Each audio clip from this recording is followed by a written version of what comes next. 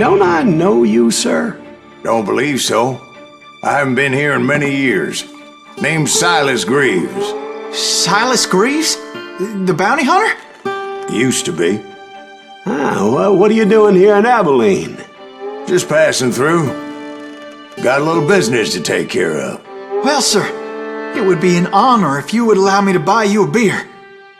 Hell, son, it would be my honor to drink it. I'm Molly. Howdy. I'm Dwight. That's Jack and Steve. Ben's behind the bar. Oh, I bet you got some great stories. A couple. Any of them true? Jack, be nice. A few. What about your shootout with Henry Plummer's gang in Bannock, Montana? Is that where you started as a bounty hunter? That's what it says in this here dime novel. Don't believe everything you read in them dime novels, boy. First man I hunted was back when I was riding with Billy the Kid. You knew Billy the Kid? Damn right. That scrawny son of a bitch had no fear. Wouldn't back down for nobody. I heard he collected the 10 stars off any crooked lawman who crossed him. It was a war, boy. The Lincoln County War. And Billy promised his regulators would take the life of every bastard who helped bushwhack John Tunstall. Kid had a big chip on his shoulder and a hair-trigger temper. Made him dangerous as hell.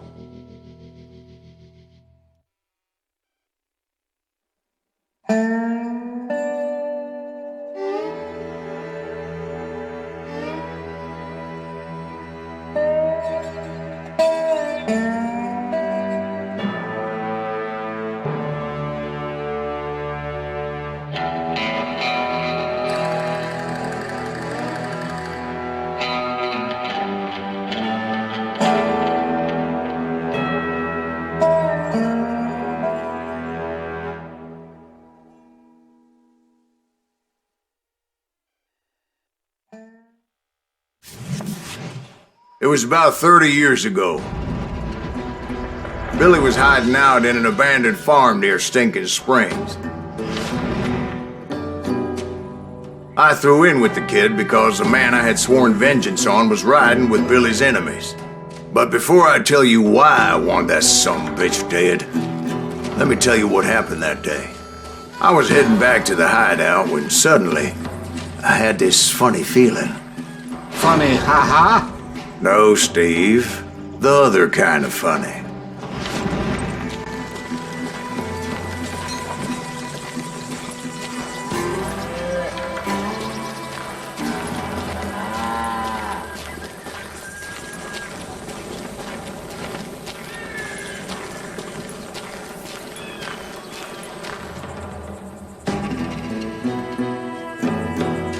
You heard Pat.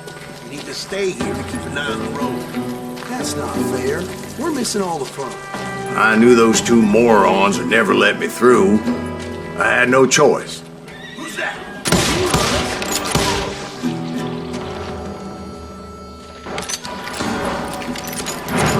Was it Pat Garrett's posse? Oh yeah. I heard the shots and I knew I had to move fast. Garrett and his army of deputies had surrounded the entire homestead. I decided to help Billy and the boys out a bit. So that's just what I did.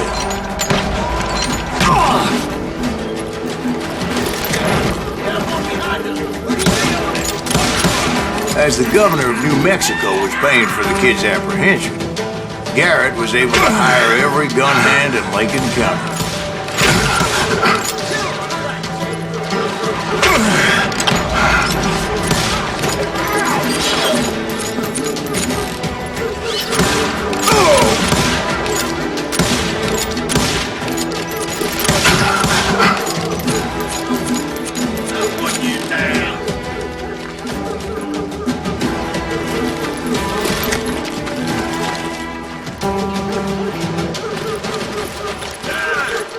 I knew that going through that front door meant putting my butt in a shooting gallery, so I decided to get sneaky.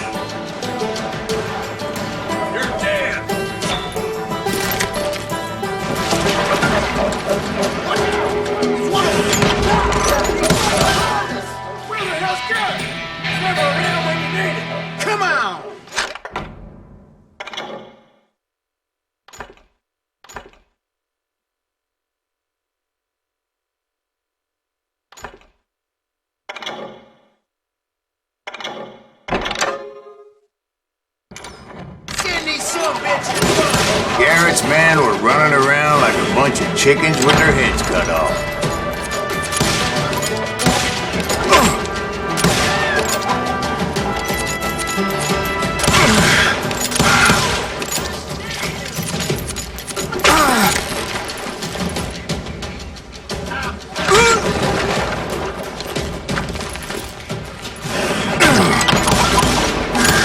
Still, one of them reached the water tower.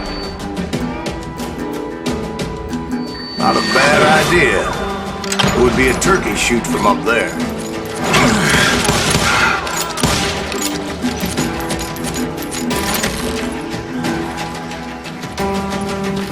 Luckily, these shooters Garrett hired weren't the sharpest tools in the shed. A lot of them were saddle tramps, or sod busters, or drunken drifters looking to make a few bucks.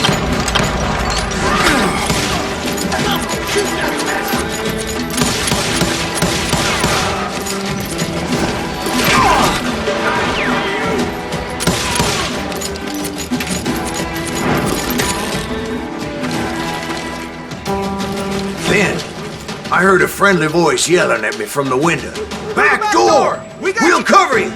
Aiming, you idiots! Truth be told, things weren't much better behind the house. I cut their numbers in half, but that just made the ones that were left twice as mad.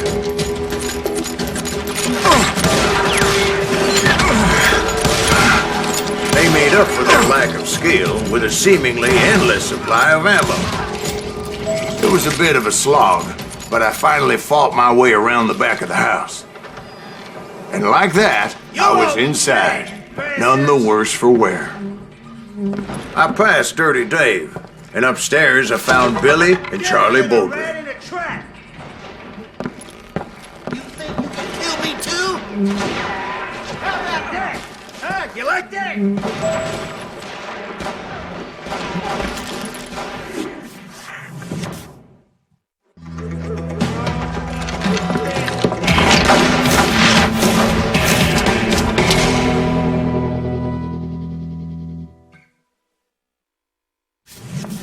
Billy looked at me and said, "About time, amigo!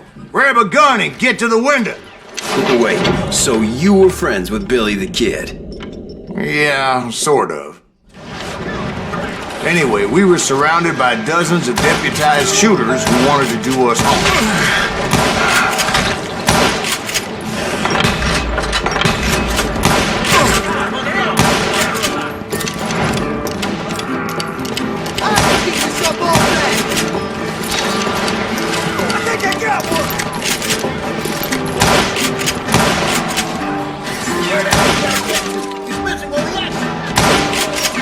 Telling you Garrett's men were dropping like flies, but they just kept on coming.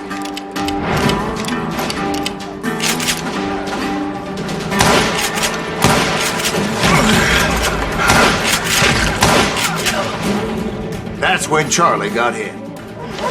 "They're catching us in a crossfire," shouted Billy. "Get to the other side!"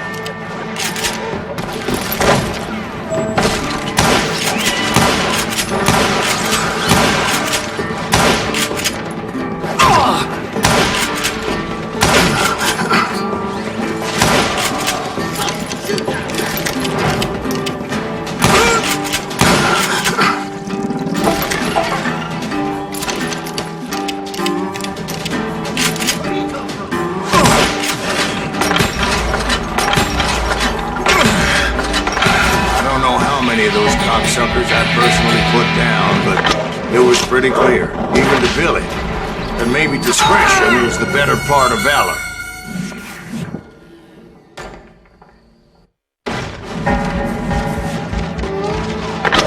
It means that it was time to cut and run. "They got a Gatling!" Billy shouted. "Get the horses and bring them round back. I'll draw their attention." He directed that order at me. And I thought, why the hell do I have to do it?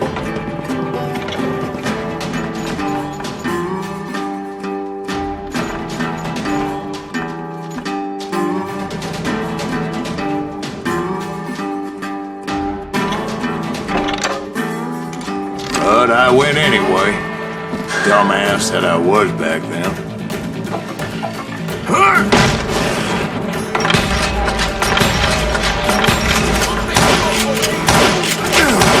Many would have fled in my place.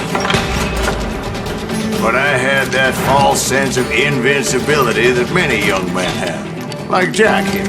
What are you saying, old man? Jack, he's just joshing. Yeah, he better be. Mr. Greaves, please continue. Please, call me Silas, ma'am.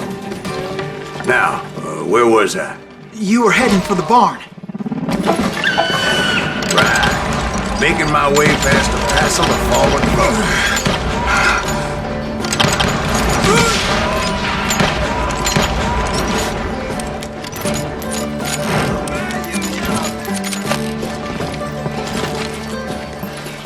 Sounds like Garrett hired a whole regiment of hired guns. Yeah, and just when I thought I was done with it, more of these hapless bastards would pop up.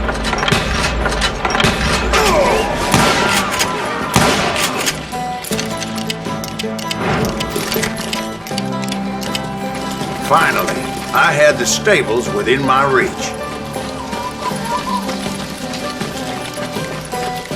And that's when I met Sheriff Pat Garrett. I read that you went toe-to-toe with him, sir. That backstabbing bastard with that tacked-on tin star.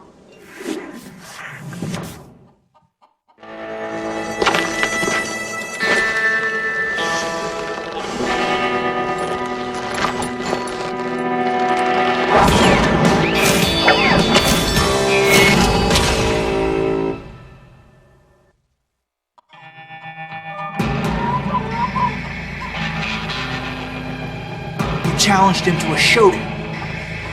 You read that in a dime novel? It said he showed no fear as he took your measure with eyes like a rattlesnake.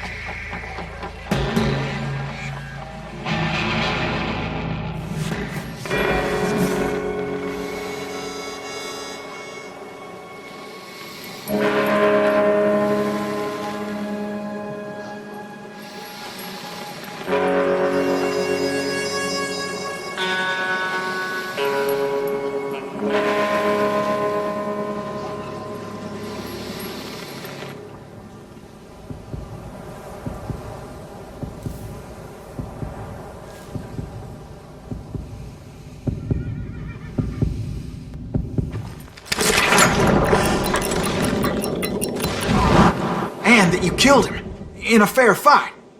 Is that what that penny dreadful said? No, boy. That ain't what I meant when I said I met Pat Garrett. So let me start again. I finally reached those damn stables. After the fight, maybe we could treat ourselves to some fried chicken. And stepped inside, and bam! Last thing I heard was Garrett's voice. That's not Billy. And go on, how did it end?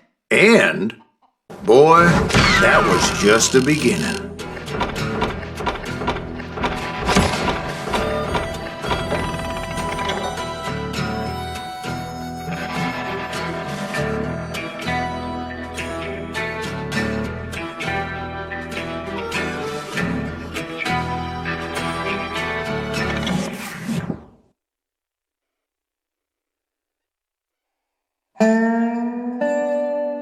So what happened? Did Garrett arrest you?